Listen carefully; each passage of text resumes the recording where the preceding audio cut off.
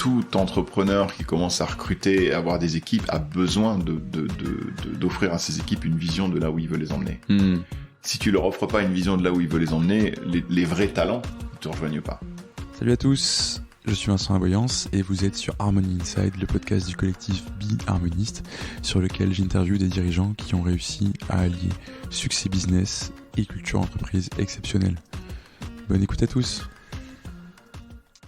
Hello Aymeric. Salut. Comment ça va ? Écoute, ça va bien, ça va même très bien. Je suis content de passer un peu de temps avec toi ce matin sur le sujet de la culture, parce que c'est un sujet qui me tient à cœur. Eh ben c'est vrai qu'effectivement, oui, ça a l'air de tenir à cœur. Tu sais quoi, on va commencer par ça. Plutôt que de faire le sempiternel, est-ce que tu peux te présenter ? C'est quoi une culture forte pour toi, Aymeric ? Pourquoi c'est important ? Une culture forte, c'est quand tu parles à tes nouveaux arrivants un mois après leur arrivée, que tu leur présentes quelles sont les valeurs de ton entreprise et un peu l'histoire de ton entreprise et qu'est-ce qui a fait ce qu'elle est aujourd'hui, ce que je fais avec tous les nouveaux arrivants pendant 2 heures. Et qu'ils te disent, parce qu'ils sont en général là depuis un mois, j'ai pas le temps de faire l'accueil nouveau arrivant par le CEO 1 semaine ou 3 jours après leur arrivée. On les regroupe d'abord parce que sinon j'y passerai ma vie. Et le temps qu'on les regroupe et le temps qu'ils arrivent, ils sont là en général depuis 1 mois, des fois certains depuis 1 mois et demi. Et c'est d'entendre de leur bouche que tout ce que je viens de leur dire, tout ce que je viens de leur présenter sur les valeurs de l'entreprise, sur l'impact de l'histoire qu'on a eu Benoît et moi quand on a co-créé cette entreprise, a sur la manière dont on se comporte et la manière dont les gens sont. De les entendre me dire, c'est exactement ce que j'ai vu depuis que je suis arrivé. Donc c'est ça une culture forte. Ouais, effectivement, ça semble presque évident. Pourquoi ils nous voient 1 mois et demi après le CEO pour nous dire les choses qu'on sait déjà, tu sais. C'est pas mal finalement si vous le savez déjà. Ça met des mots. Ça met des mots parce que eux, ils ont constaté des choses, mais ils savent pas forcément les nommer, ils savent pas forcément les appeler. Donc quand tu fais ce point avec eux, tu mets des mots sur, voilà, c'est ça que c'est. C'est l'humilité. Il y a pas de gens qui sortent de la cuisse de Jupiter chez nous, par exemple, et disent, ah oui, effectivement, j'ai pas vu ça. J'ai vu des gens humbles et travailleurs et qui essayent de comprendre avec toi pourquoi t'as un avis différent et pas de t'imposer leur point de vue, etc., etc. Donc, ils constatent ces comportements, mais ils savent pas forcément tous les nommer. Et quand on passe sur les valeurs avec eux, ils disent, ah, c'est à ça que ça correspond. Je vois très bien, super. Belle intro. Merci Aymeric. Maintenant qu'on t'a écouté parler, est-ce que tu peux me dire qui tu es et te présenter un peu pour que les gens comprennent? Alors, Aymeric Ernoult, 50 ans, depuis le mois d'août. Et oui, ça va vite. Je vais être en retard du coup. Ça va vite. J'ai une formation on va remonter un cran avant, après le bac ou juste avant de le passer. D'ailleurs, je savais absolument pas quoi faire. Et donc mes parents m'ont emmené voir une psychologue d'orientation qui m'a dit que j'étais très très intelligent et qu'il fallait que je fasse Sciences Po. On n'avait aucune idée de ce que c'était à l'époque. Et donc je lui ai dit, ok, on fait quoi pour faire Sciences Po? On fait soit la fac, soit une prépa. Ok, quelle prépa? Hippocagne. Ok, quelle fac? Histoire ou droit? Ok, hors de question de faire histoire. Parce que jamais de ma vie je finirai prof d'histoire. Et c'est un peu le seul truc que tu le savais déjà, hein? Ouais, ça je le savais. C'était clair, C'était clair, ouais. Et puis droit. Mon grand-père avait été avocat, mon arrière-grand-père aussi. Je me disais, ouais, pourquoi pas? Ça peut être fun. Aucune idée de ce que c'était non plus. Donc je me suis inscrit en fac de droit en Hippocagne. J'étais scout marin à l'époque et j'ai parlé à mon chef scout que j'aimais beaucoup de mon inscription en Hippocagne et en fac de droit. Il me dit, mais va surtout pas en prépa, mon pauvre ami, tu vas mourir, c'est horrible. Tellement de travail. Il y a trop de travail, tu vois, je te connais, ça va être affreux, va en fac. Donc, sur les bons conseils de mon chef scout marin, je suis inscrit en fac de droit à Valenciennes. Car tu es pas quelqu'un qui aime travailler, on va le voir dans tout ce podcast, t'es pas quelqu'un qui bosse trop. Non, pas du tout. Et donc voilà, c'était vocationnel, comme tu peux l'entendre. Tout à fait. Ah, mais alors là, j'avais une vocation depuis l'âge de 2 ans. Ouais, profond, quoi. Exactement ça. Aucune idée de ce que je voulais faire dans ma vie. Et ça a très bien marché pour moi à la fac de droit. Donc quand tu sais pas ce que tu veux faire et que tu prends une orientation et qu'elle marche très bien pour toi, bah tu la gardes. Bah oui. Donc j'ai passé toutes mes années, première année, deuxième année, licence, maîtrise, DEA, DESS, barreau de Paris, tout. Un doigt dans l'oreille, l'autre dans le trou de nez, sans problème. Donc, je me suis dit, ça doit être fait pour moi. Et donc, j'ai eu la chance de faire une coopération, parce qu'à l'époque, on devait faire notre service militaire, l'ambassade de France à Washington. Et grâce à ça, j'ai eu un super job dans un cabinet d'avocats américain. Je suis resté presque 1 an à Washington chez eux, puis après à Paris. Et voilà, j'ai commencé ma carrière comme ça. Et assez vite, je me suis rendu compte que j'avais un métier très intéressant, très intellectuellement challenging, mais qui me passionnait pas. Et dans lequel j'avais du mal à me lever le matin avec la patate. Or, c'est un métier très prenant, on travaille énormément, on est très bien payé, mais on travaille énormément. Et j'ai commencé à me poser des questions au bout de 2-3 ans, donc assez vite. Et je résume, hein. Et c'était il y a 22 ans. Non, mais tu aurais pu commencer. Est-ce que je peux te présenter? Oui, alors je suis né à 14h un mardi. Et donc, en juillet 2000, j'ai monté la SAS Affinities avec Benoît, mon cofondateur, qui est toujours la SAS, qui est toujours la société qui est derrière Agorapulse. Donc cette boîte, elle a 22 ans. Mon association avec Benoît a 22 ans aussi. Je plaisante souvent en disant que Benoît a été beaucoup plus résistante que mon ex-femme parce qu'elle a pas tenu 22 ans. Elle est partie avant. Félicitations à Benoît, du coup. Voilà. Et ça a pas fonctionné. On a essayé et au bout d'un an, on est retourné bosser parce que on n'a pas réussi à générer de chiffre d'affaires. Affinity, c'était déjà du SaaS, c'était déjà du communautaire. Il y a 22 ans. Ouais. Alors ça s'appelait pas SaaS à l'époque, ça s'appelait ASP, enfin c'est comme ça, Application Service Provider, c'est comme ça que ça s'est appelé assez vite. Et évidemment, le social media n'existait pas, le terme n'existait pas. Ça s'appelait les communautés. D'ailleurs, Ben et moi, on s'est beaucoup disputé sur le terme social media, parce qu'au tout début, ils disaient, mais c'est nul, on dirait sécurité sociale. C'est vrai? Bah oui. Ah, la notion sociale, s'occuper des gens. Quand un domaine n'existe pas, le social, c'est quoi? C'est l'assistante sociale, quoi. Tout à fait, ouais. Et donc, c'est drôle de repenser à ça et de se dire, dingue, on vient quand même de loin. Mais on a gardé Affinities, on l'a pas arrêté. Et j'ai repris mon boulot dans mon cabinet, ils m'ont gentiment réaccueilli, je leur en étais très reconnaissant. Et Benoît est parti travailler dans un cabinet de conseil. Mais on a continué à s'occuper, lui il a continué à coder, et moi j'ai continué à faire la déclaration de TVA. On a fait un petit pivot où on vendait ça en marque blanche. Et donc j'allais faire des démos, je faisais le support client le soir, le week-end, voilà. C'est pas du tout la même logique que le métier d'avocat, quoi. Ah non, et puis non seulement c'est pas la même logique, mais en plus faire ça en même temps que le métier d'avocat où tu travailles 15 heures par jour, c'était hardcore. En 2004, j'ai quitté à nouveau le cabinet. Après 3 années hyper intenses et hyper intéressantes, pour la petite histoire, j'étais l'avocat de Buffalo Grill quand ils ont eu tous leurs ennuis en 2002 au sujet de la viande anglaise et des importations, du Crossfed Jacob et machin. C'est l'époque de la vache folle. Ça. Exactement. Ouais. Donc ça, c'était vraiment passionnant. J'ai appris beaucoup. J'ai rencontré des gens fascinants qui sont devenus business angels ça, c'est pas mal. Donc ça aide. Clairement, j'ai toujours dit, avoir des amis riches quand on veut être entrepreneur, c'est une bonne chose. Ouais, c'est ça. C'est un atout. Des amis riches. C'est un atout. Pour les vacances aussi. T'as pas besoin d'une belle maison de vacances, t'as besoin d'amis riches avec des belles maisons de vacances. C'est clair. Exactement. C'est beaucoup moins entretien en plus. Exactement. C'est beaucoup moins d'ennuis. Eux, ils sont très contents de partager le bien qu'ils ont eu tant de mal à acquérir. Ça leur fait plaisir. Moi, ça me ferait plaisir d'ailleurs de le faire si j'en avais un. Et toi, t'as pas à t'en occuper. Donc c'est très bien. Exactement. Et on est reparti en 2004 sur Affinities avec ce truc en marque blanche où on permettait aux marques de construire leur propre site communautaire. En gros, c'était ça l'offre. Donc on a fait ça de 2004 à 2008. Moi, pendant ce temps-là, j'avais d'autres jobs. J'ai eu 2 autres jobs. J'ai géré une boîte qui aidait à vider les pétroliers en cas de naufrage pour éviter les marées noires. Mais pourquoi pas? Et une autre qui vendait des prothèses de hanches. Et j'étais en fait le gérant. Donc j'étais l'administratif financier pour un ancien client du cabinet qui avait investi dans une première boîte puis une seconde boîte. Et qui trouvait que l'inventeur dans lequel il avait investi était très bien comme inventeur, mais pas très bien comme gérant. Ce qui est souvent le cas. Voilà, ce qui est souvent le cas. Donc, il voulait que l'argent soit bien géré et que les budgets soient bien faits, etc. Donc, j'ai fait ça. Mon deal avec lui, c'était 1 jour par semaine, je bosserais sur ma propre boîte. Donc, en général, le vendredi, je bossais pour Affinities et le samedi. Ça faisait 2 jours par semaine. Tout ça gratuitement, évidemment. J'étais pas payé, forcément. Ça a duré de 2004 à 2008.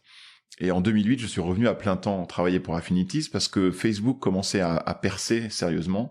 Et j'ai dit à Benoît, c'est le moment, les gens vont comprendre. Mais c'est vrai que je crois qu'on réalise pas bien, tu vois. Même moi, je viens de me faire la réflexion. À l'époque, même Facebook, ça existait pas, quoi. Genre, tu fais des trucs de social. Pour moi, le social media est quand même globalement né avec Facebook. En tout cas, c'est aussi devenu mainstream, quoi. Et en fait, ça existait même pas, quoi. Donc, comment tu montes des business autour du social media 4 ans avant Facebook, ça me... ouais, c'était un peu fou. Donc ça, c'est un truc que j'ai appris quand t'es entrepreneur, de démarrer trop tôt, c'est pas une bonne idée. Et on a clairement démarré trop tôt. Facebook, ça s'est lancé en 2004 et en 2008, ça avait dépassé MySpace, ce qui paraissait improbable en 2002, 2003, mais qui était clairement, en 2004, 2005, 2006, mais qui est clairement devenu le cas en 2007, 2008. Et là, tout le monde en parlait. Et j'ai dit à Benoît, ça y est, les gens vont comprendre l'intérêt de construire sa communauté, l'intérêt du communautaire, parce que toutes les grandes marques voulaient une page Facebook, voilà, ça devenait un vrai sujet. Et donc ils vont acheter du Affinities puisqu'ils vont comprendre, grâce à Facebook, y a un bénéfice pour eux à construire cette communauté. Et ils l'ont compris, mais sur Facebook, pas chez nous. Donc ils se sont tous rués sur Facebook, effectivement, mais ils se sont pas rués sur Affinities et ils se sont pas rués sur le fait de construire leur propre communauté pour tout un tas de raisons qui sont parfaitement compréhensibles. Mais c'est peut-être pas tous leurs amis sur Affinities. C'est pas tellement ça, c'est que ils pouvaient construire leur propre site communautaire. On a eu des clients qui ont fait ça, mais l'investissement dans l'outil était une chose, mais il fallait surtout investir dans de l'humain. Il fallait des community managers, c'était beaucoup de travail d'animation. Donc c'était un énorme commitment de la part des boîtes et des marques qui faisaient ça. Je le sais parce que nous-mêmes, on fait ce commitment aujourd'hui avec une équipe de 4 personnes pour monter une communauté pour les social media managers, et c'est extrêmement onéreux et c'est un vrai pari. Et j'ai en interne plein de gens qui me disent, est-ce que je suis pas sûr que ce soit une bonne idée? Je pense que c'est du gâchis. Ça nous coûte 500 000 € par an. Et j'ai beaucoup de gens qui me disent, c'est pas un bon investissement, on ferait mieux de le mettre en autre chose. Donc, à l'époque, c'était encore pire, t'imagines bien. Sûr, ouais. Donc on a eu du mal, et en 2010, on a été, j'étais parlé à une conférence, et à cette conférence, il y avait une charmante jeune dame qui est venue me voir à la fin et qui m'a dit, j'aime beaucoup ce que vous dites sur les communautés, mais est-ce que vous faites des jeux concours sur Facebook? Et je lui ai dit oui, bien sûr. On n'avait jamais fait ça de notre vie, mais j'avais tellement besoin de fric que j'aurais dit oui à n'importe quoi.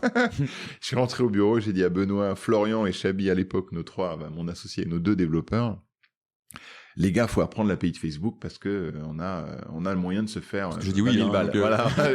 Il y a moyen de se faire 20 000 balles, les gars. Faut y aller.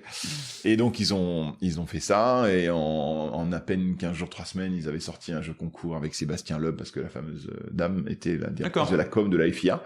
WRC Formule 1. Voilà. Et donc, on a fait un jeu concours avec Sébastien Loeb qui a bien marché. Puis, on en a fait 2e, 3e, 4e avec d'autres gens parce tout ce qu'on faisait était visible. Et on est devenu une boîte qui faisait une agence qui faisait des jeux concours sur Facebook. Ça, c'est la genèse d'Agorapulse, parce qu'un jour, on en a eu ras-le-bol d'être une agence qui faisait des jeux concours sur Facebook, on en a eu ras-le-bol d'être une agence tout court. Bien sûr, oui. Et puis en plus, il y en a plein d'autres qui ont émergé dans Paris. On était 2 au début, on était 28 à la fin, et il y avait plus de marge du tout, parce que tout le monde se battait comme des chiens. Sur les prix à la baisse. Voilà, le truc à 20 000, maintenant tu le vendais 7 000, 8 000, et tu faisais 0 marge. Enfin, c'était vraiment, vraiment affreux. Et un jour, on a vu sortir Wildfire aux États-Unis, qui était des jeux concours sur Facebook, mais en self-service, avec un abonnement en SaaS. Et Benoît et moi, on s'est dit, c'est ça qu'on veut faire. L'agence, on n'a pas. Moi, j'ai pas quitté un métier d'avocat. Alors ça. Un métier de service. Un métier de service pour retourner dans un métier de service. Surtout que le métier d'avocat de service, c'est un métier de service où, quand je l'ai quitté à 27 ans, je gagnais à peu près 15 000 € par mois à 27 ans. Autant te dire que, en tant qu'agence qui faisait des jeux concours Facebook, c'était plutôt le chiffre d'affaires. Ouais, c'était plutôt 10 fois moins. C'était plutôt ton chiffre d'affaires, 15 000 € par mois. C'était plutôt mon chiffre d'affaires. Donc, il était hors de question que j'ai abandonné ça pour ça, quoi. D'ailleurs, je le dis souvent, ça a été pour moi un grand stress d'avoir abandonné une profession extrêmement rémunératrice pour me retrouver smicard pendant 10 ans. Après, tu restes avocat. Parce que t'as jamais perdu ce que t'as fait avant. Non, enfin, tu peux difficilement y retourner quand ça fait 10 ans que tu fais plus, quoi. Okay. Ouais, c'est compliqué. C'est compliqué à vendre. À vendre à un beau cabinet qui paye bien, comme celui que j'avais quitté en 2004, quoi. Donc ça a été un stress pour moi, tu vois. Pendant des années, la peur d'échouer et d'être le misérable je comprends. Petit patron d'agence qui gagne 2000 bruts par mois, ce qui était les meilleurs mois pour moi, versus ce que j'avais lâché avant, c'était intérieurement un truc difficile à avaler. Une période de classement, quoi. Exactement. Alors tu me diras, c'est de l'ego, tout ça, t'as raison, mais quand même, on en a un. Mais ça le rend pas moins vrai et difficile. Voilà, ça le rend pas moins vrai et difficile à gérer. Je pense que n'importe quelle personne qui s'est lancée pour faire un business par lui-même sait ce que c'est, quoi. Exactement. Et voilà, et donc on a vu Wildfire, on a dit on veut faire pareil, et Agorapulse est né fin 2011 comme un outil pour créer ses propres jeux concours sur Facebook, démarrant à 9 € par mois. Voilà, c'était le tout début. Et puis assez vite, on s'est rendu compte que ça c'était pas un bon business, on avait des métriques merdiques, on avait un churn très élevé, donc on avait un plafond de croissance très bas, et on s'est dit il faut qu'on soit un outil que les gens utilisent au quotidien. C'est à qui on parle au community manager. Ok, comment on fait pour être l'outil des community managers au quotidien? En 2012, il y avait déjà Hootsuite, des outils comme Hootsuite, et c'était l'outil majeur. Et on s'est dit faut qu'on fasse plus que Facebook, faut faire Twitter, faut faire les autres réseaux, et puis il faut qu'on fasse. Alors on avait déjà des embryons de publications, de mesures et de gestion de commentaires et tout ça, et on a développé ça. Alors évidemment, comme on était une boîte qui a pas levé d'argent, On était bootstrap to self-funded, comme on dit. Tu peux y aller sur Bootstrap. Voilà, les gens qui m'écoutent connaissent, quoi. Ça prend énormément de temps de rajouter Twitter, LinkedIn, machin, quand t'as 3 devs. Et les autres, ils en ont 45, tu vois. Donc c'était très long.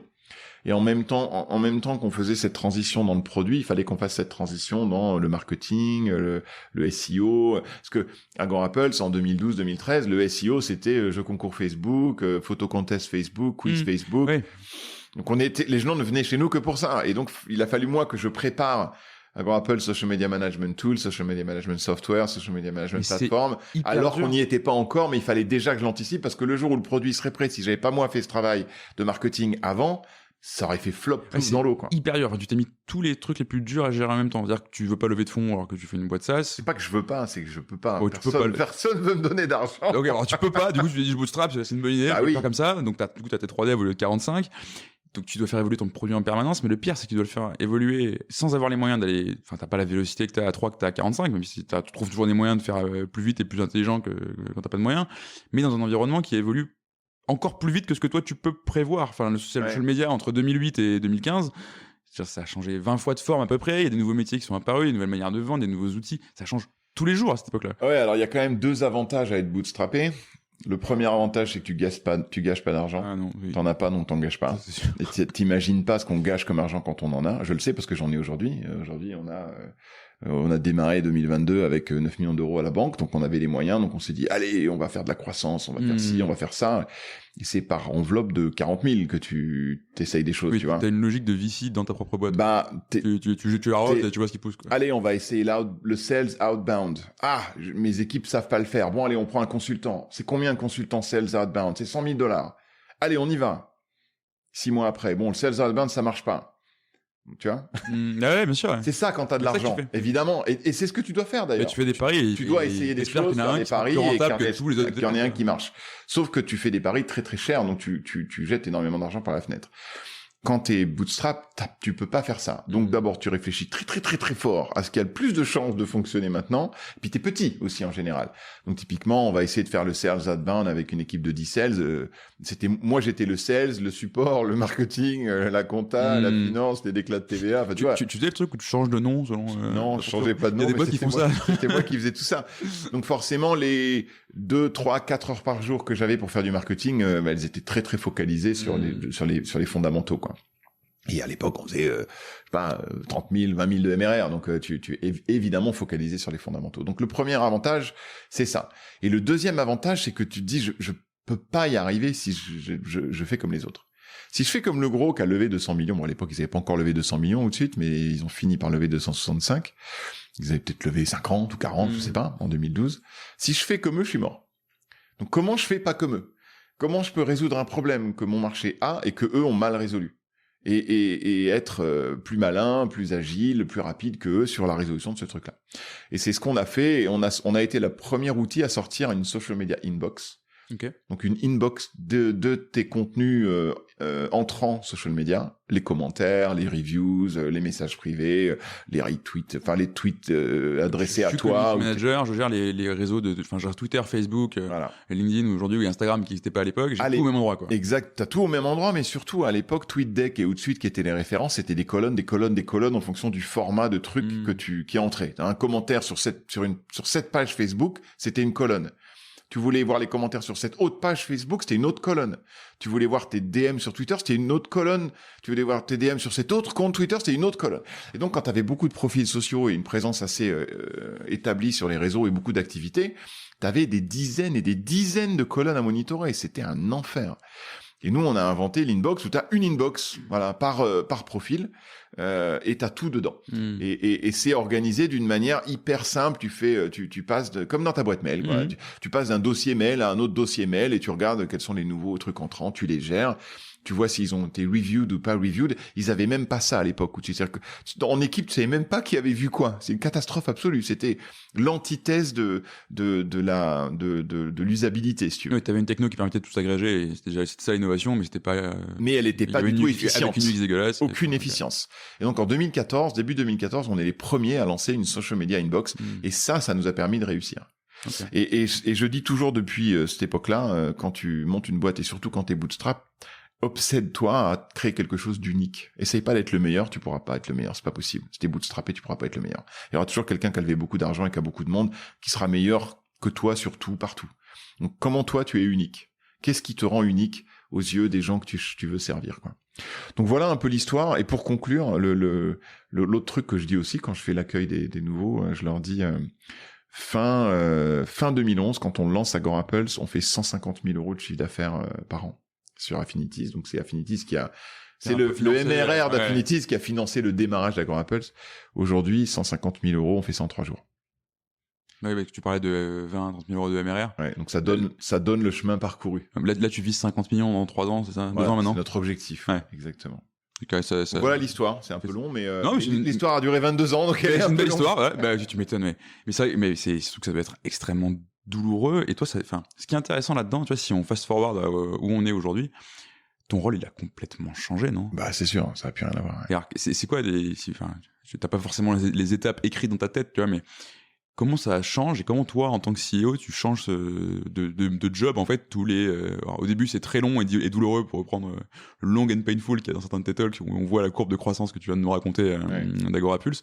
Et après, d'un seul coup, ça fait ça redescend, puis ça repart. Ouais, ton job change tout le temps. Ouais, t'as des plateaux, la vie est pas un long fleuve tranquille quand tu montes une boîte. Il y a des moments, en ce moment, on traverse un moment où c'est un peu plus difficile. On fait face à une récession, la guerre en Ukraine et les emmerdes que ça génère pour tout le monde, elles ne nous épargnent pas. Elles épargnent d'ailleurs personne en ce moment. J'étais à Dublin, à Sastock la semaine dernière, et le message, tout le monde disait c'est dur en ce moment, c'est plus dur qu'il y a 8 mois, c'est clair. Donc t'as des passages difficiles. Alors on a beaucoup de chance. Je dis que c'est dur, mais on a quand même de la croissance. Elle est juste moins bonne que ce qu'on avait prévu. Donc on est aussi conscient de notre chance. Hein. On n'est pas, je pleure pas du tout. Mais il y a des moments où ça va super bien et il y a des moments où c'est un peu plus la bagarre, quoi. Le rôle, il change énormément parce que quand tu lances une boîte bootstrappée, et surtout, ce qui est quand même 99,99% des boîtes, hein, faut pas oublier ça. Hein, c'est vrai qu'on a mis un beau mot dessus. Mais oui, c'est une entreprise, normalement, c'est normalement, les gens ne viennent pas te cracher des millions dessus sur un deck, quoi. Exactement, c'est archi exceptionnel que tu lèves 3 millions d'euros pour lancer ton projet. Hein. Au début, tu fais tout. Au début, les fondateurs, ou 1, 2, ou alors 1 en général, c'est pas idéal, plutôt 2 ou 3 ou 4. Ils font tout. Ils sont le bras armé de toutes les activités de la boîte. Benoît, il faisait le produit, donc Benoît, il faisait tout de son côté. Il faisait le design, il faisait le back-end, il faisait le front-end, il faisait le DevOps, il faisait le hosting, il faisait la base de données, il faisait tout. Des livrabilités, des emails, enfin tu vois, imagine tous les sujets techniques qu'on a aujourd'hui répartis sur des dizaines de personnes, c'est lui qui faisait tous ces sujets-là, et moi, je faisais tous les autres sujets. Donc administratif, marketing, sales et compagnie. Donc t'es un faiseur, t'es un contributeur individuel au début. T'es le couteau suisse ultime, quoi. Donc les premiers changements qui se passent quand tu par chance réussis à avoir du succès. Oui, c'est vrai, je dis souvent ça. Le succès entrepreneurial, c'est 5% de travail acharné et 95% de chance. Le petit caveat, c'est que tu n'as jamais les 95% de chance si tu n'as pas fait les 5% de travail acharné. Mais il faut jamais oublier que c'est que 5% de travail acharné. Je connais énormément de gens qui ont été des travailleurs acharnés en tant qu'entrepreneurs et qui n'ont pas connu un succès stellaire. Et qu'on connaît pas d'ailleurs, parce que tu as un énorme biais du survivant dans l'entrepreneuriat. Exactement. On met en avant que les gens qui ont réussi. Exactement. On parle pas de ceux qui n'ont pas réussi. Et ils sont très nombreux et très courageux et grand honneur à eux, mais malheureusement, ils n'ont pas eu les 95% de chance, qui reste quand même un facteur qu'il faut pas oublier, quoi. Ce qui fait qu'un entrepreneur qui se sent sorti de la cuisse de Jupiter est un con, parce qu'il a pas réalisé qu'il avait eu les 95% de chance. À quel moment tu as eu ces 95% de chance dans le développement d'Agorapulse ? Je l'ai eu en choisissant social media, parce que je me suis mis dans un truc qui était en croissance et qui était j'étais dans le sillage d'une industrie qui était une industrie en très forte croissance. Je l'ai eu en rencontrant des business angels qui m'ont permis, parce qu'on a quand même pris 300 000 € en tout avec ces business angels. 300 000 € pour l'immense majorité des gens, c'est pas rien, quoi. Non, c'est beaucoup d'argent, ouais. Et il y a énormément de gens qui n'ont pas accès à ça. Donc j'ai eu de la chance d'avoir un métier qui m'a donné accès à des gens qui avaient les moyens et qui ont eu l'occasion de me tester. C'est intéressant que tu dises que c'est de la chance, mais bon, c'est un autre sujet. Là, on va beaucoup digresser si je parle. Oui, parce que j'ai eu de la chance de travailler dans ces cabinets-là. J'ai eu cette chance parce que j'ai eu la chance d'avoir une coopération à l'ambassade de France à Washington. T'as remercié ta psychologue de l'orientation du travail qui t'a dit d'aller faire du droit? Ouais, tu vois, la psychologue qui me dit de faire du droit, c'est pareil. C'est un peu un coup du sort. Et j'ai eu de la chance de naître à New York parce que mes parents vivaient à New York quand je suis né. Donc je suis né à New York, donc j'ai la nationalité américaine, qui est une énorme emmerde fiscale d'ailleurs, ceci étant dit, mais qui m'a donné cette envie de faire d'aller aux États-Unis faire mon premier stage chez un ancien ami, un ami de mes parents qu'ils avaient connu quand ils vivaient à New York, qui m'a donné accès à la copé, qui m'a donné accès au job d'avocat, qui m'a donné accès. C'est le fameux discours de Steve Jobs sur Connecting the Dots. Quand tu connectes the dots de ma vie, ça commence par un être à New York, tu vois. Et donc oui, ma vie n'aurait pas été la même si j'étais né à Dunkerque. Et donc il y a quand même un facteur chance, tu peux pas le nier. Elle aurait peut-être été aussi chanceuse, mais pas de la même manière. Et donc, elle se serait pas déroulée pareil, quoi. Donc voilà, c'est là que les 95% de chance, c'est tout ça. Et après, il y a ta personnalité, ton ADN, tu construis, qui fait que... ce que tu fais sans savoir à quoi ça va mener, et c'est un peu ça le principe de Connecting the Dots, d'ailleurs. Ouais, mais tu vois, qui je suis aujourd'hui, ma combativité dans la difficulté, etc., c'est mon ADN, c'est ma personnalité. Et ça aussi, c'est de la chance. J'ai pas choisi d'être comme ça. Et quand je regarde mes trois frères et sœurs, on est 4 dans la fratrie. D'ailleurs, Florian travaille pour moi. Il est assis là, juste derrière. Mon frère, j'ai 2 sœurs et un frère. On est tous très, très différents. Et ils ont pas, eux, cette espèce de niaque absolue pour aller gagner malgré toutes les emmerdes, tous les obstacles. Certains l'ont un petit peu, c'est le cas de Flo, mais mes 2 sœurs pas du tout. Et donc ça c'est de la chance ou pas de la chance dans la construction d'une entreprise où tu as besoin de cette résilience, de cette résistance, de cette capacité de faire face à l'adversité en te disant c'est pas grave, je vais y arriver. Voilà, si je prends mes 2 sœurs, aucune pourrait arriver à faire face au niveau, à la montagne d'emmerde à laquelle j'ai fait face, en me disant c'est pas grave, je vais y arriver. Elle pourrait pas. Et ça, c'est ton ADN. Tu peux rien. Ta personnalité, tu l'as pas choisie. Ça aussi, ça fait partie de la chance. Complètement. Et je rebondis sur cette notion ça me fait penser à un autre invité que j'ai eu, Jean-Louis Bernard de Sociable, qui aussi, je connais, j'imagine, peut-être pas tant que ça, avoir bootstrapé des aussi belles boîtes en SaaS, et qui me disait, justement, le bootstrap, cette culture de c'est la galère, de on gâche pas, etc. Même aujourd'hui, quand la boîte, elle marche, ça déteint énormément sur la culture. Bah, évidemment. Et en quoi? Enfin, ça ressemble à quoi chez Sociable? Cette culture qui découle de ces années de galère où tu faisais tes 20-30 000 de MRR et tu te payais à SMI. C'est que les gens voient bien que tu fais attention, sont en permanence rappelés au fait qu'il faut faire attention, que 1 euro c'est 1 euro, et que quand on le dépense, on peut évidemment le dépenser. On a aussi eu l'excès inverse de rien dépenser et de tout accumuler, et de pas assez prendre de risques et de pas assez aller tester des choses. Donc on leur a dit maintenant il faut prendre des risques et tester. C'est un peu reparti un peu trop dans l'autre sens de dépenser beaucoup d'argent pour tester. Donc c'est une balance permanente, c'est une tension. Comme souvent dans la vie, tu as une tension entre 2 tendances, l'une à trop économiser et l'autre à trop dépenser. Et dans la gestion de cette tension, toi tu joues ton rôle de dirigeant et de cofondateur, évidemment, mais on a eu plus la tension vers économiser que vers trop dépenser. Et donc justement, t'as ce changement de culture qui se fait, et je reviens sur la question de tout à l'heure, sur l'évolution de ton rôle de dirigeant, parce que c'est ça qui est hyper intéressant dans une boîte. Donc au début, effectivement, tu fais tout, t'es un doueur, tu le dis toi-même. Après, tu deviens quelqu'un qui doit recruter des gens, fédérer une équipe, etc. Et donc tu regardes tout ce que tu fais, et tu regardes là où t'es le moins bon, et là où t'apportes le moins de valeur, où tu prends le moins de plaisir d'ailleurs, ou la combinaison des 3. Et là, tu commences à déléguer un truc à la fois. Donc le premier domaine que j'ai délégué, c'était le support. Non pas que j'aimais pas ça, mais j'avais l'impression que la valeur ajoutée que j'avais à faire du support, quelqu'un d'autre pourrait avoir au moins la même, voire plus. Et d'ailleurs, ça a été complètement le cas. C'est Christelle qui a été ma première membre de l'équipe, qui est aujourd'hui ma Head of Customer Success 13 ans après, pratiquement. Et elle a fait ça très bien, et elle a fait ça beaucoup mieux que moi. Donc c'était une très bonne délégation. Et puis tu vas prendre toutes tes activités une par une au fur et à mesure des trimestres et des années. Regarder celles qui méritent le plus d'être déléguées, parce que c'est pas là que t'apportes le plus de valeur, et essayer de plus en plus te concentrer sur et là on est toujours dans la contribution individuelle.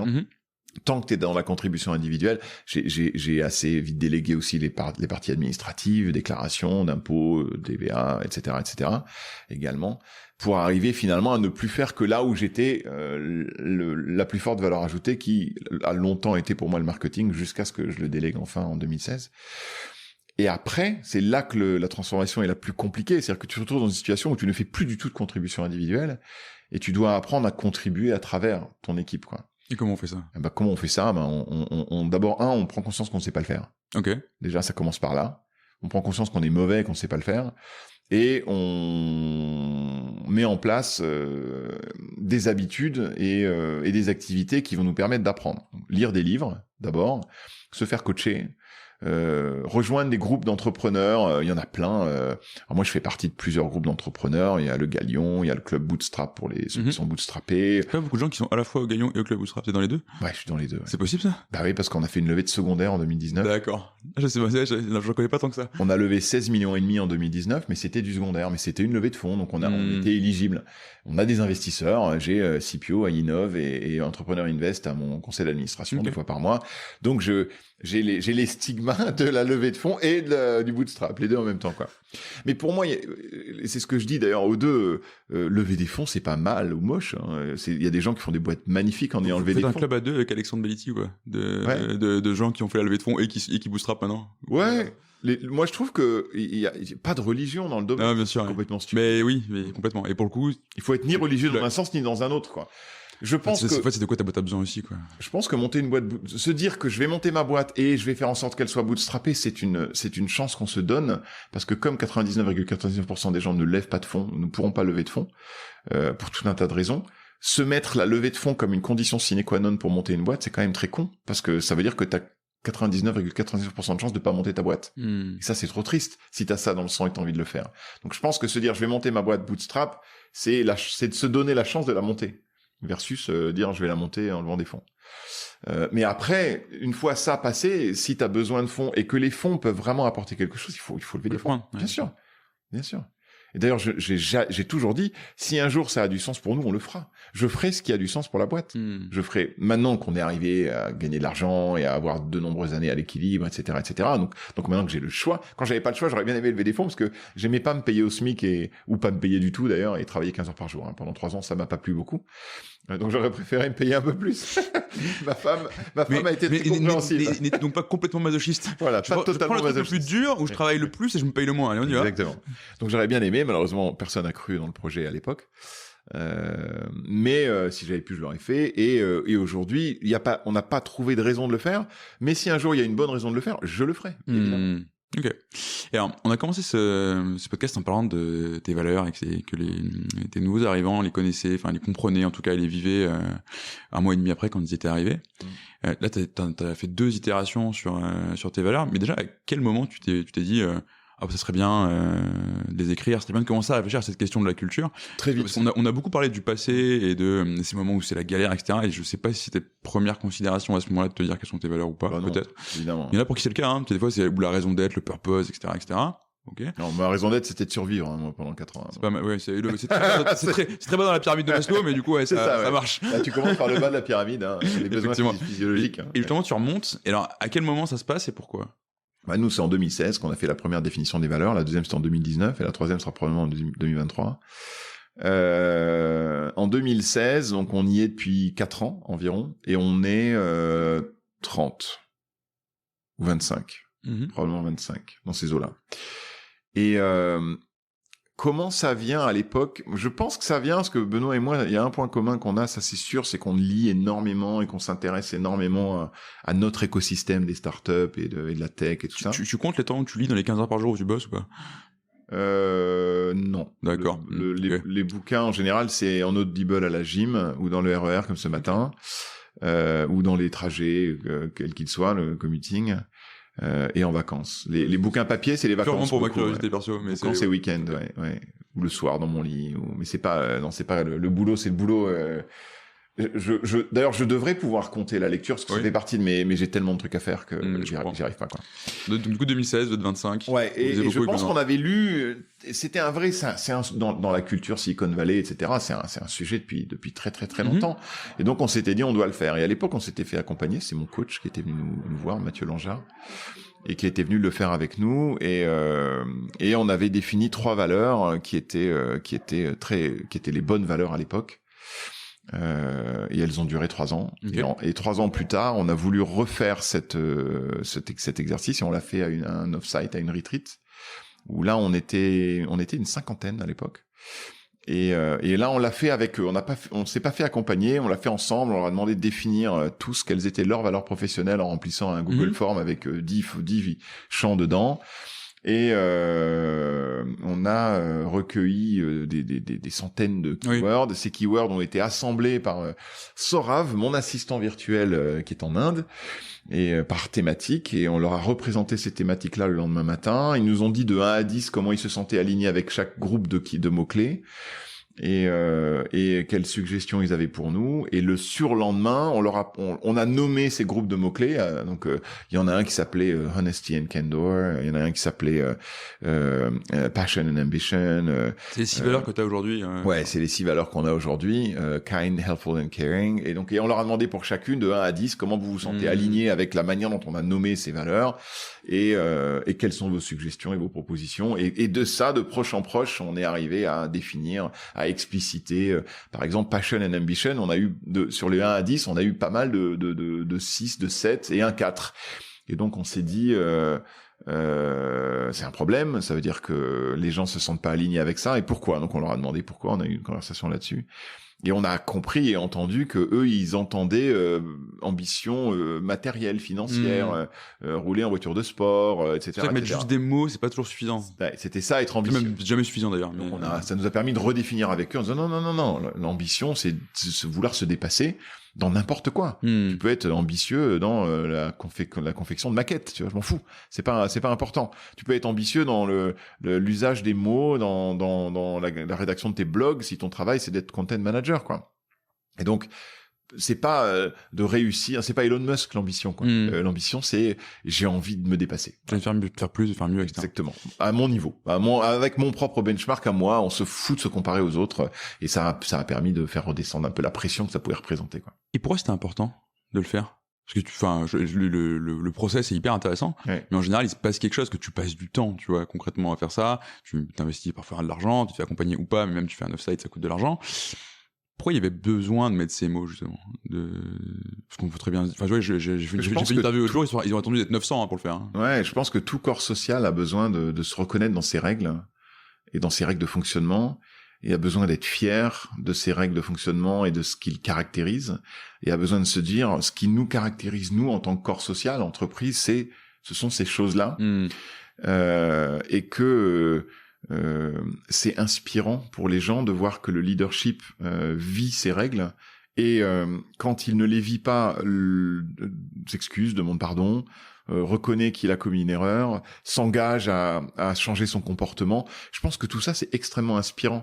Et donc quand toi, le leader, tu es pas kind, helpful and caring, et qu'on te le fait remarquer et que tu vas présenter tes excuses publiquement en disant que tu es un être humain imparfait comme tous les autres et que dans ta réaction à ce moment-là, dans ce channel Slack, t'as été ni kind, ni helpful, ni caring, et que c'est pas ce que tu attends des autres et pas ce que tu attends de toi, et que voilà ce que tu vas faire, et voilà ce à quoi tu t'engages pour que ça ne se reproduise plus. C'est une vraie histoire qui m'est arrivée. Mais oui, ça se sent. Oui. Là, les gens te regardent forcément en disant, OK, il se passe un truc dans cette boîte que j'ai pas forcément vu partout. La culture est opposable, et effectivement, c'est là ton rôle est hyper important en tant que dirigeant. Si toi tu sors de ce cadre-là et que tu t'en fous, ça compte pas pour toi, ça compte pour personne. T'as pas de culture. Tes valeurs, elles valent cacahuète, quoi. Exactement, ça vaut plus rien. Et alors, c'est intéressant aussi, tu vois, on me disait, ouais, mettre juste des mots, les gens ils comprennent pas, en gros, c'est sujet à interprétation. Et c'est souvent le cas qu'on a sur des boîtes où, t'as des valeurs, je sais pas, tu peux prendre la valeur d'excellence, par exemple, tu vois, tu peux avoir 2 conceptions complètement différentes et tu peux en avoir 600 dans une boîte de 600 personnes. Chacun met ce qu'il veut derrière, et tu peux parfois aller dans des trucs qui vont trop loin, tu vois, ou dans ce qu'on appelle un excès de valeur. Je prends l'exemple de ta valeur, Honesty and Candor. Donc, la candeur radicale, tu vois, pour parler de ça, c'est en fait on peut aller dans je vais te défoncer, mais c'est candide. C'est exactement le problème qu'on a eu. On a eu des gens qui arrivaient sur Slack et qui disaient I'm gonna give you a radical candid feedback. Et là, tu sais que tu vas passer un bon moment là. Et là voilà, tu vas ça va être sympa là. Prépare-toi, ça va être sympa. Sit down, enjoy the ride. Et là, immédiatement, je les ai repris en disant, mais d'abord, le fait de démarrer ton truc comme ça montre que tu n'as rien compris au principe Au bouquin, alors soit tu l'as pas lu, et tu as lu la couverture, et tout ce que tu as retenu, c'est le titre du livre, soit tu as lu le livre, mais c'était il y a trop longtemps, donc tu as oublié ce qu'il dit. Parce que dans le livre, il t'explique très clairement que d'abord, c'est care personally. Care personally, if you care personally, then you can be challenging directly. Du livre qui parle Radical Candor, okay. Le fameux Radical Candor, qui est un livre que énormément de gens dans la boîte ont lu à une époque, et dont on a repris les principes dans notre Honesty and Candor. C'est-à-dire que l'honnêteté et la candeur, c'est pas pour faire du mal, c'est pour aider. Mais ça, justement, il faut que toi, tu l'écrives dans tes valeurs aussi. On l'a écrit dans le fameux livre de tes valeurs, d'ailleurs. On l'a écrit, on a dit ton intention doit être d'aider la personne à qui tu veux donner le feedback. Et pas de te cacher derrière. Exactement. Donc, si tu fais ça et que de manière authentique, ton intention, c'est d'aider, alors tu peux le faire. Si ton intention, c'est de coller un scud, alors il faut pas le faire. Ce qui change tout, oui. Et puis, par ailleurs, t'as des valeurs qui vivent entre elles. Enfin, tu prends jamais une valeur toute seule pour la sortir complètement.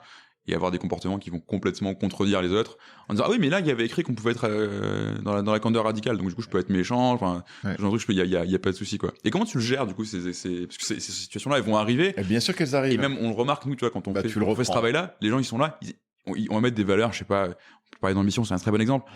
Le premier réflexe des gens, c'est de se protéger. Ils ont peur de ce qui va se passer en disant ah mais si on met ça, ça veut dire qu'on peut aller jusque là, tu vois. Et comment tu clarifie ce que ça veut dire, ces valeurs-là, et comment tu poses ce cadre, en fait. Les exemples de situations où les valeurs sont mésinterprétées ou mal utilisées, il y en a eu, il y en aura.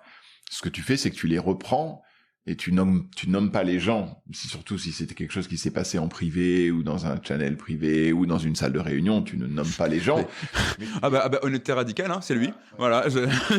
Et tu vas avec tout le monde au Lens du mercredi, c'est mercredi à 16h30 chez nous, avoir la minute culture valeur, et expliquer voilà ce qui s'est passé et voilà pourquoi c'est pas correct et ça marche pas. Et c'est pas en accord avec nous. Et tu le fais avec les comportements qui sont à l'inverse, des trucs qui sont exemplaires. Ouais. Ok.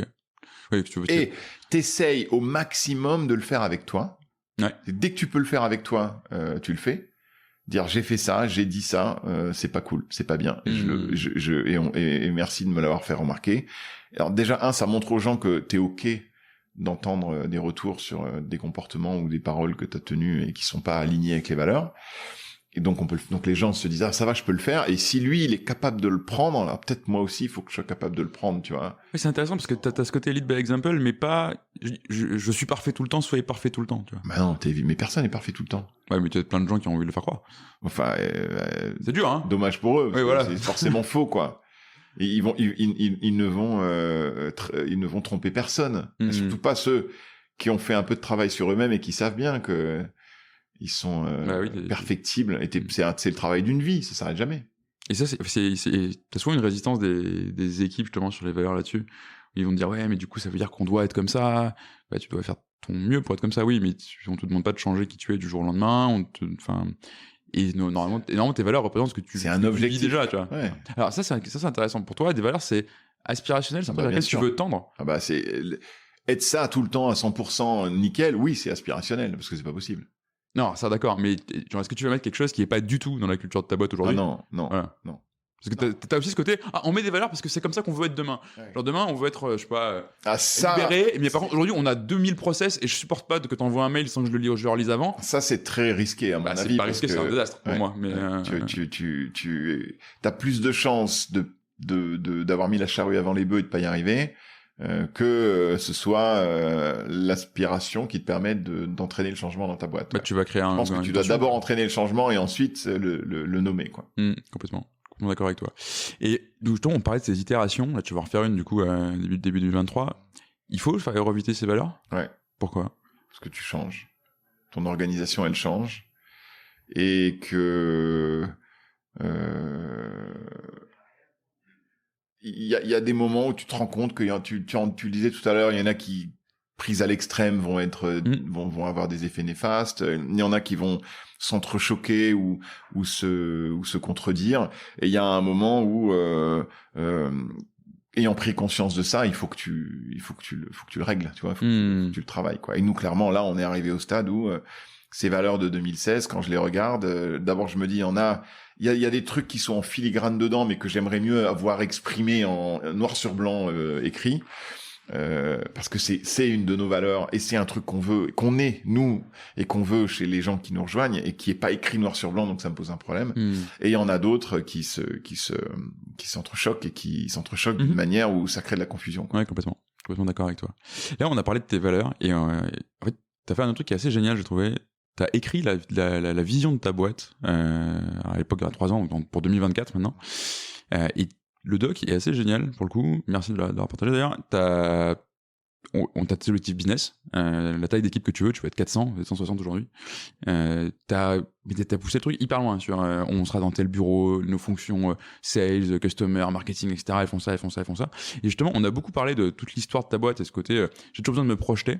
Pourquoi c'était important d'écrire cette vision avec ce niveau de détail? Pourquoi tu l'as fait et qu'est-ce que ça t'a apporté? Alors, deux choses. D'abord, la première, c'est que tout entrepreneur qui commence à recruter et à avoir des équipes a besoin d'offrir à ses équipes une vision de là où il veut les emmener. Si tu leur offres pas une vision de là où il veut les emmener, les vrais talents, ils te rejoignent pas. Les vrais talents, ils viennent pas bosser chez toi. Et depuis que j'ai fait ce document-là, j'ai recruté des talents que je pense que je n'aurais pas pu recruter avant. Donc, je pense que c'est absolument crucial de donner une perspective à quelqu'un qui est très talentueux, que tu souhaites voir rejoindre ta boîte, et pas le voir aller chez Apple, Facebook, Google, parce que les vrais talents, ils vont être drivés vers des grosses avec des jobs intéressants, mais des salaires énormes, des titres énormes, un impact énorme, etc., parce qu'ils le peuvent, parce qu'ils en ont la possibilité. Pour aller dans une petite boîte dont peu de gens ont entendu parler comme la mienne, il faut vraiment les convaincre que tu les emmènes dans une aventure de dingue, vers un sommet hyper excitant à aller gravir, quoi. Et donc, si tu leur racontes pas l'histoire de ce à quoi va ressembler cette aventure et ce sommet, ils vont aller chez Google ou Facebook et ils auront les moyens de toujours les payer plus que toi, ou Shopify, on peut faire la liste, elle est longue comme le bras, des boîtes qui sont un beau logo sur ton CV et que tout le monde va reconnaître. Qui te jettent des seaux de cash et qui te jettent des seaux d'argent à la figure et c'est formidable. Et moi, je ne suis pas de ceux-là, quoi. Et 99% des boîtes ne sont pas ces boîtes-là. Et donc, il faut pouvoir leur dire, on va faire un truc génial ensemble et voilà, tu peux le lire, je te l'ai explicité dans ce document, le voilà. Donc, donner une vision aux gens que tu veux, aux gens que t'as déjà aussi, bien sûr, sinon ils vont partir. Oui, bien sûr. Surtout s'ils sont très bons et très talentueux, ils vont aller bosser dans des boîtes où ils sont mieux payés, où ils ont un job avec plus d'envergure et une meilleure ligne sur leur CV à un moment. Si tu veux garder ces gens-là, les motiver et ensuite attirer des talents, il faut que tu aies cette vision. Ça, c'est le numéro 1. Et le numéro 2, c'est compliqué d'expliciter une vision. Mais c'est très compliqué. Parce que toi, quand t'es un entrepreneur visionnaire, alors visionnaire pas avec le truc génial, visionnaire, mais qui voit son futur, qui voit un futur différent, qui voit un monde différent dans 5 ans, qui n'existe pas encore aujourd'hui, parce que c'est ça qui caractérise l'entrepreneur.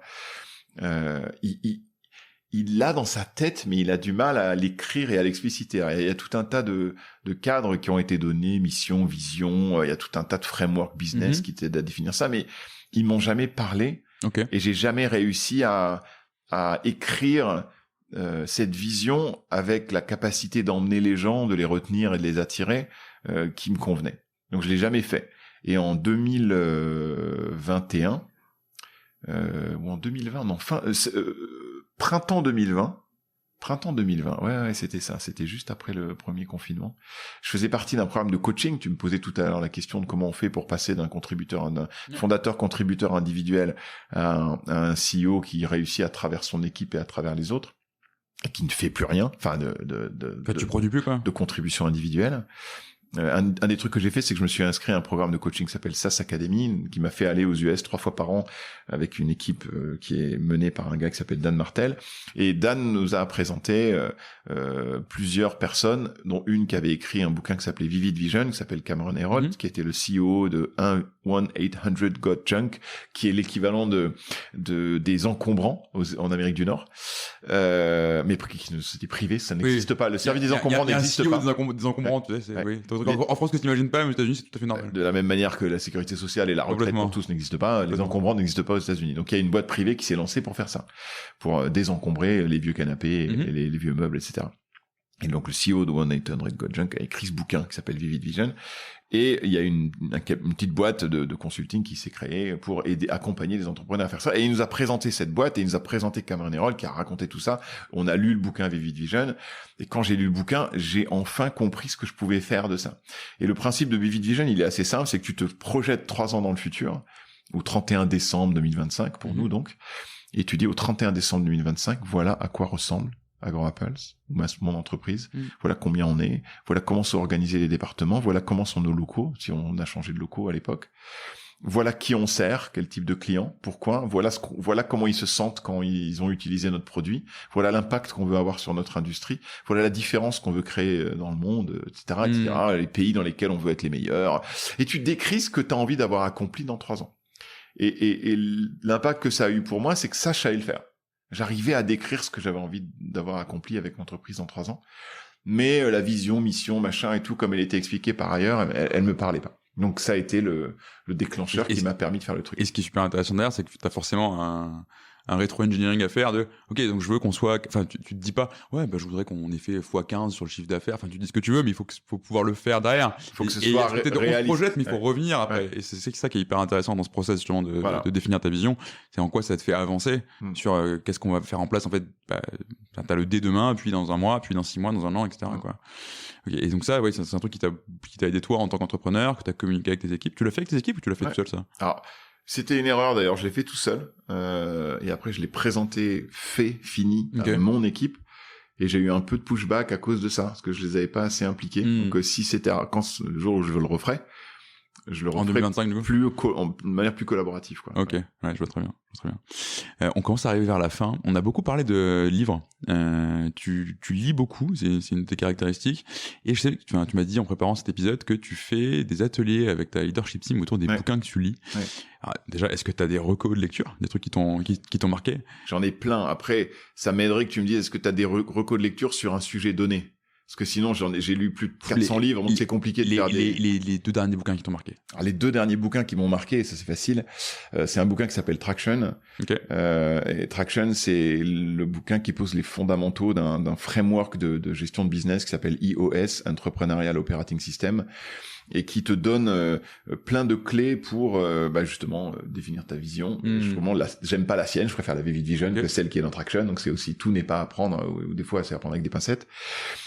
Comment gérer ta cadence de meeting, quels agendas t'as pour quel meeting, tu vois, le meeting de planning annuel, le meeting de quarterly reset, le meeting de weekly pulse avec tes équipes, chaque meeting a son agenda, et maintenant on est en train de mettre ça en œuvre et en place, et ça aide vachement à structurer la manière dont on travaille, on collabore ensemble pour atteindre nos objectifs et résoudre les problèmes qu'on a à résoudre. Donc ce bouquin-là est très intéressant quand t'es dans... Tu vois, on a fait les OKR à un moment, donc j'avais lu Measure What Matters de John Doerr, qui d'ailleurs peut-être pas tellement les faire dans le concret pour le coup. Bah, j'ai pas été fan du bouquin. Moi, pareil. Moi, j'ai découvert avec ce sujet-là, c'est très. Et c'est une autre question que j'avais, c'est comment tu peux pas juste lire des bouquins de business qui sont un peu bullshit. Bah, c'est cool, il te raconte. Il est pas bullshit. Oui, mais il est pas opérationnel non plus, quoi. Il est pas assez opérationnel, et donc j'ai mis en place les OKR dans la boîte il y a 3 ans, et ça a pas pris. On n'a pas la mayonnaise a pas pris, ça a pas fonctionné finalement. Et donc là, on démarre autre chose. Et je pense que ça n'a pas fonctionné parce que les OKR, ça n'est que les objectifs. Ce qui est dans Traction et les Big Rocks, ils appellent ça. Donc les grosses priorités. Ouais. Et je pense que l'intérêt de Traction versus les OKR, c'est que certes, ils t'aident à gérer et à traiter tes objectifs prioritaires du quarter. Mais il fait aussi tout le reste, les meetings, les cadences, la vision, comment décider est-ce qu'on a les bonnes personnes au bon siège, tu vois, dans la bonne chaise, etc., etc. Donc c'est beaucoup plus global, ce qui rend le truc plus intéressant. Tout n'est pas parfait, il y a des choses qu'on prendra, des choses qu'on laissera, mais on est en train d'implémenter ça. De prendre, en plus ça s'appelle un OS, donc là tu vois vraiment ça marche très bien.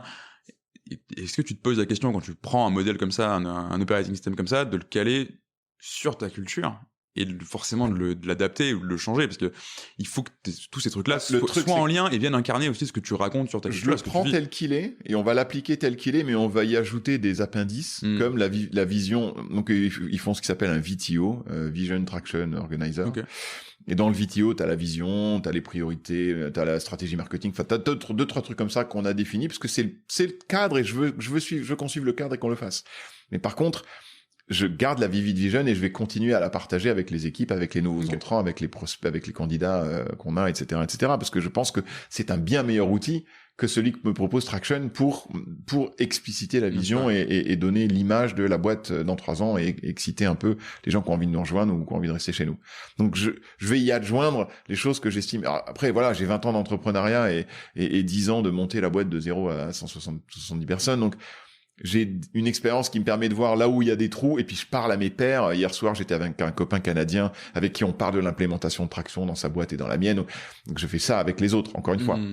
Je reviens à ce que je disais tout à l'heure, tu as conscience que tu ne sais pas faire, et donc tu t'entoures de gens pour le faire avec eux, tu lis les livres pour apprendre de ce que d'autres ont fait avant toi, et t'es dans des réseaux pour ping-ponger, tu vois, bounce back les idées de tiens, toi t'as fait ça, toi t'as fait les OKR, toi t'as fait iOS, toi t'as fait comment, quoi, quel mur tu t'es heurté, qu'est-ce qu'il faut que j'évite, et tu es tout le temps dans l'apprentissage de comment tu fais le next truc. Donc, Traction, ça c'est le premier bouquin.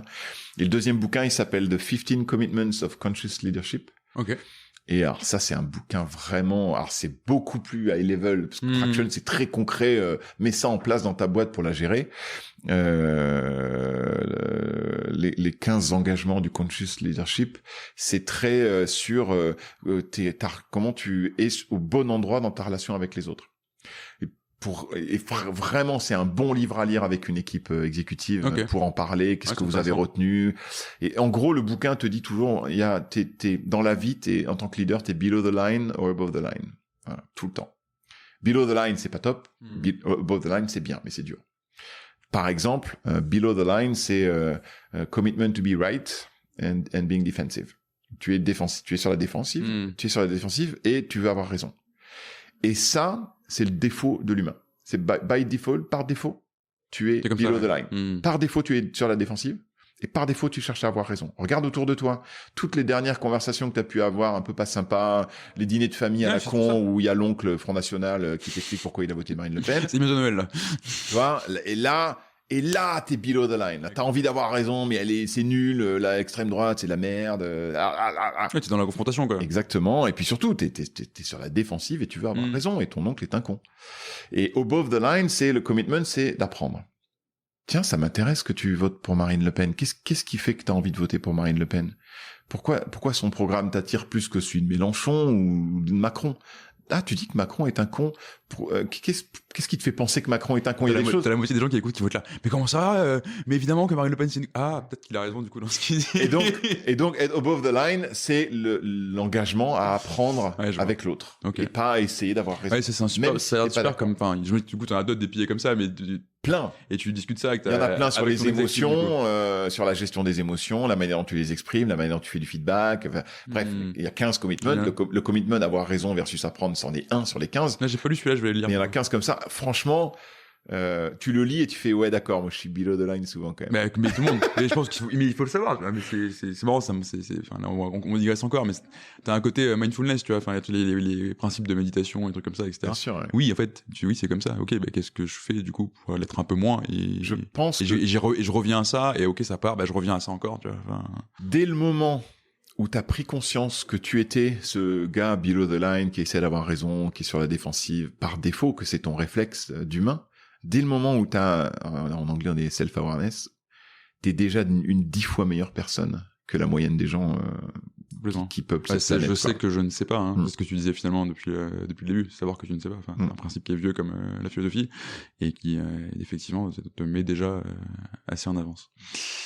Dernière question du podcast traditionnel, ce serait quoi ton conseil à un autre dirigeant qui se pose la question de travailler sur sa culture entreprise?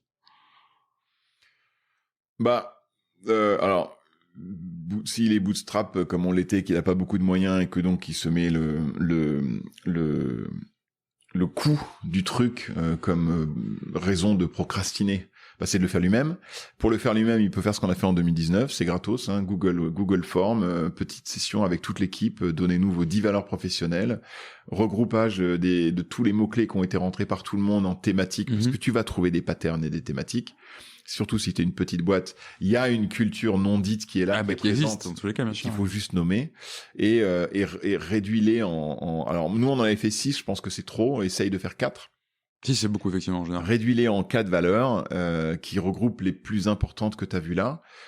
S'il y a d'autres trucs qui te semblent importants, note-les quand même quelque part et fais-en un guide du comportement, du bon comportement en interne dans ma boîte, etc., etc. Et trouve un moyen pour que chaque semaine ces valeurs soient rappelées, remémorées, en te les appliquant à toi-même, en faisant bien attention à quand tu te les as pas appliquées, tu les as pas appliquées à toi-même, tu lèves la main, tu dis là je viens de pas faire un truc qui est en accord avec nos valeurs et je viens de le reconnaître ou on me l'a fait reconnaître, etc.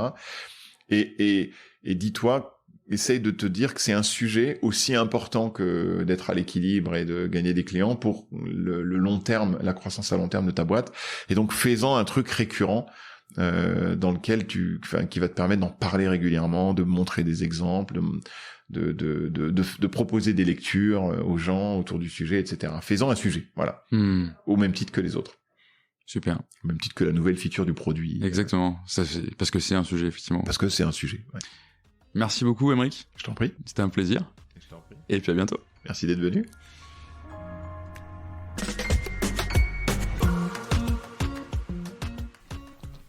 Merci d'avoir écouté cet épisode jusqu'au bout. Si vous êtes là, c'est sans doute que ça vous a plu. Si vous voulez nous aider, n'hésitez pas à partager cet épisode à votre boss, à votre ami qui veut monter une startup depuis toujours, ou à toute personne qui pourrait être intéressée par la culture d'entreprise. Vous pouvez aussi vous abonner sur Apple Podcasts, Spotify ou toute bonne application de podcast.